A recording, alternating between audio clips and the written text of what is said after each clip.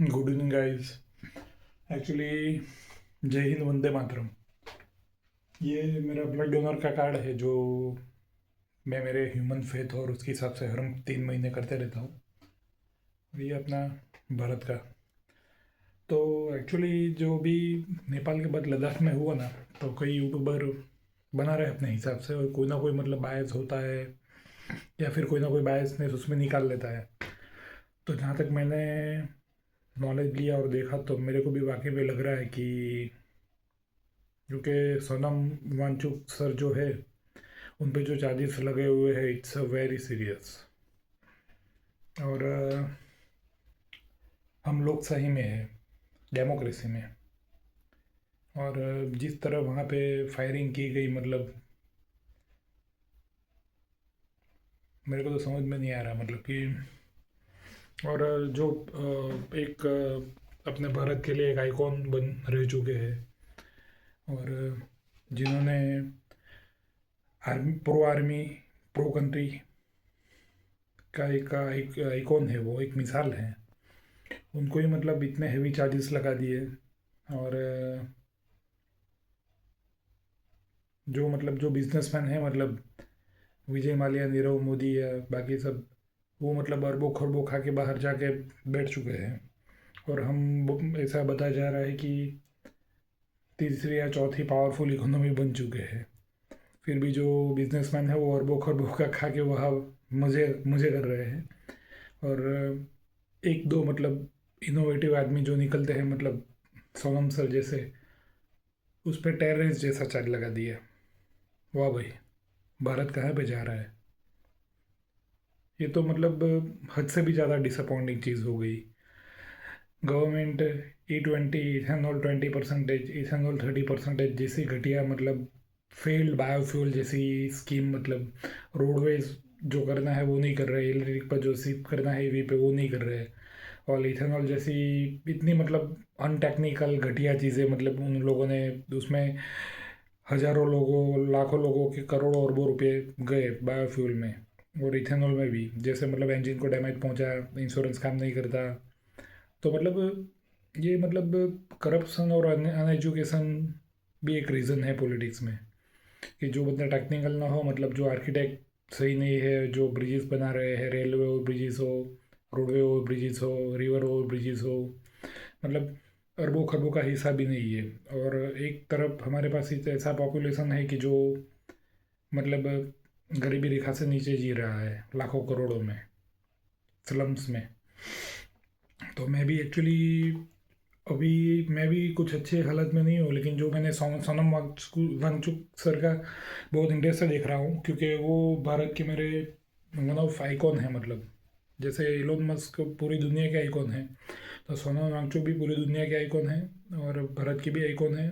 Technically he is a brilliant man, great inspiration for people like me. और सबको पता है मतलब कि चाइना जैसी कंट्री में भी आप इनोवेशन करते हो तो गवर्नमेंट का बहुत सपोर्ट मिलता है। और सोनम वांगचुक सर को NSA जैसे चार्जेस लगा देना, टेररिस्ट जैसे सीरियस मतलब, और अंदर कर देना, तो मतलब और जो बड़े बड़े बिजनेसमैन हैं, जय हिंद वंदे मातरम। Like me speak in English that I was talking in my Hindi national language that it's a very disappointing what happened in Ladakh. They were just doing a protest and gunfire happened in India. I have not confirmed news, but I got that news that even 3 to 4 people got killed for this kind of small protest, non-violent protests on in the country of Mahatma Gandhi, the great symbol of non-violence and non-violent protest for rights. And as on his footsteps, Sonam Wangchuk sir, a great icon of an India, who is fasting, protesting on very non-violent and great way, shown to world by himself, the father of nation, Mahatma Gandhi, India's father. But so unfortunately, and in it just hell that he got a charge of NSA like a terrorist, and right now in jail.